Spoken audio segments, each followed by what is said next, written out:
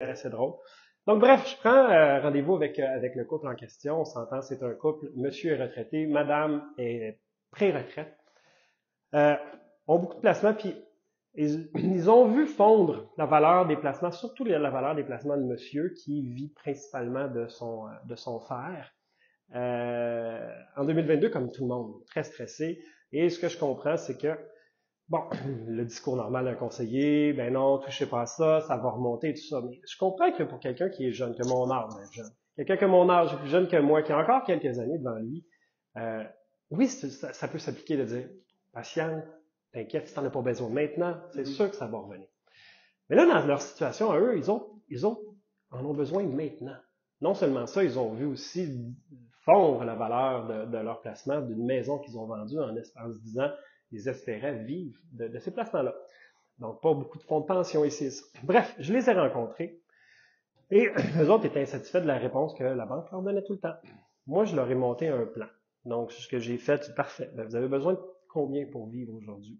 C'est quoi les revenus que vous avez? On a calculé fonds de pension de monsieur, on avait un petit. Son régime des rentes du Québec, la sécurité de vieillesse qui est enclenchée. On a parlé avec madame aussi, madame qui travaille encore. Je dis, quand est-ce que vous voulez arrêter de travailler exactement? Présentement, vous rentrez un salaire de temps par année. Est-ce que ça va bouger au cours des prochaines années? Non. On veut prendre la retraite dans tant d'années. Bref, j'ai tout mis, toutes les variables dans un beau fichier Excel que je leur ai monté, donc qui disait les entrées, les revenus, les placements actuels.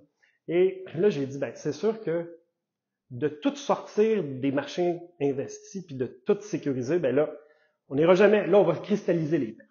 Là, ce qu'on va faire, c'est qu'on va en prendre une portion qu'on va mettre dans un véhicule d'épargne. En fait, nous autres, on a chez IA un produit qui s'appelle Série à vie, là, que très peu de conseillers utilisent ou connaissent. Mais en fait, ce que ça fait, c'est que ça garantit une rente viagère, mais c'est pas une rente viagère. C'est-à-dire que le client, si jamais il est insatisfait, il peut partir. Bon, bref. Anyway, je leur ai monté un beau plan. Une portion sécurisée, une portion quand même encore à risque. À tous les années, on se parle pour faire des transferts. On sort l'argent du non-enregistré, on l'envoie dans le CELI.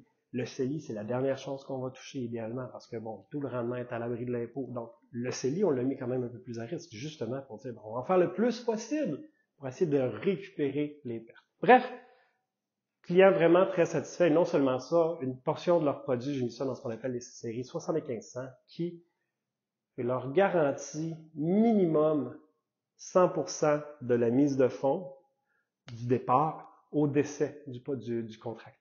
Donc, et à chaque année, on revalorise ça à la hausse. C'est-à-dire qu'à chaque année, selon les rendements, quand les rendements sont plus élevés, on vient geler la marge-là. Donc, ça donne une sécurité aussi au décès. Donc, c'était un beau cas. Je travaille encore avec eux autres, puis très heureux de pouvoir aider des gens comme eux. Merci.